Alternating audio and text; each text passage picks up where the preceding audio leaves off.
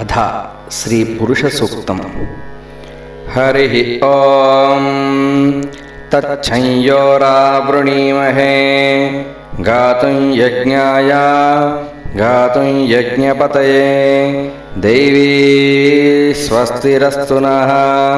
स्वस्तिर्मानुषेभ्यः ऊर्ध्वं जगात भेषजं शन्नो अस्तु द्विपदे शञ्चतुष्पदे ॐ शान्तिः शान्तिः शान्तिः। ॐ सहस्रशीर्षा पुरुषः सहस्राक्षः सहस्रपाद स भूमिं विश्वतो वृत्वा अत्यतिष्ठद्दशाङ्गुलं पुरुष एवेदकं सर्वं यद्भूतं यच्च भव्यम् उतामृतत्वस्येषानः यदन्नेनातिरोहति एतावानस्य महिमा अतो ज्ञायागुश्च पूरुषः पादोऽस्य विश्वाभूतानि त्रिपादस्यामृतं दिवि त्रिपादोर्ध्वौदैत्पुरुषः पादोऽस्येह भवात् पुनः ततो विश्वं व्यक्रामद शासनानशने अभि तस्माद्विराडजायत विराजो अधिपूरुषः स जातो अत्यरिच्यत पश्चाद्भूमिमथो पुरः यत्पुरुषेण हविषा देवा यज्ञमतन्वत वसन्तो अस्यासीराज्यम् ग्रीष्म इद्मः शरद्धविः सप्तास्यासन् परिधयः त्रिसप्तसमिधः कृताः देवा यद्यज्ञं तन्वानाः अबध्रन् पुरुषं पशुं तं यज्ञं बर्हिषि प्रोक्षन्नो पुरुषं जातमग्रतः तेन देवा अयजन्त साध्या ऋषयश्च ये तस्माद्यज्ञात् सर्वहुतः सम्भृतं वृषदाज्यं पशोगुस्तागुश्चक्रे वायव्यान् अरण्यान् ग्राम्याश्च ये तस्माद्यज्ञात् सर्वहुतः अर्चः सामानि जग्निरे छन्दागंसि जग्निरे तस्माद् यजुस्तस्मादजायत तस्मादश्वा अजायन्त एके चोभयादतः गावो हजग्निरे तस्माज्जाता अजापयः यत्पुरुषं व्यददुः कतिथा व्यकल्पयन् मुखं किमस्य कौ बाहू कावूरूपादा उच्येते ब्राह्मणस्य मुखमासीत् बाहूराजन्यकृतः ऊरो तदस्य यद्वैश्यः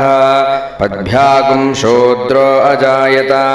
चन्द्रमा मनसो जातः चक्षोः सूर्यो अजायत मुखादिन्द्रश्चाग्निश्च प्राणाद्वायुरजायत नाभ्या आसीदन्तरिक्षं शीर्ष्णोद्योः समवर्तत पद्भ्यां भूमिर्दिशः श्रोत्राद् तथा लोकागम् अकल्पयन् वेदाहमेतं पुरुषं महान्तम्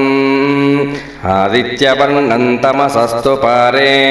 सर्वाणि रूपाणि विचित्य धीरः नामानि कृत्वाभिवदन् यदास्ते धाता पुरस्ताद्यमुदा जहार शक्रप्रविद्वान् प्रदिशश्च तस्रः तमेवं विद्वानमृत इह भवति नान्यः पन्था अयनाय विद्यते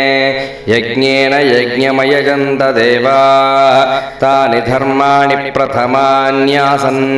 ते हनाकं महिमानः सचन्ते यत्र पूर्वे साध्याः सन्ति देवा अभ्यः सम्भूतपृथिव्यैरसाच्च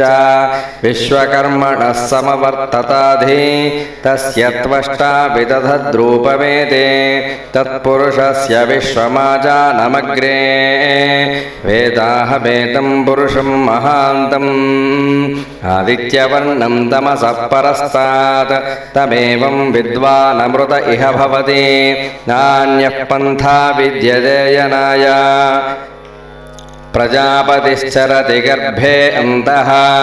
अजायमानो बहुधा विजायते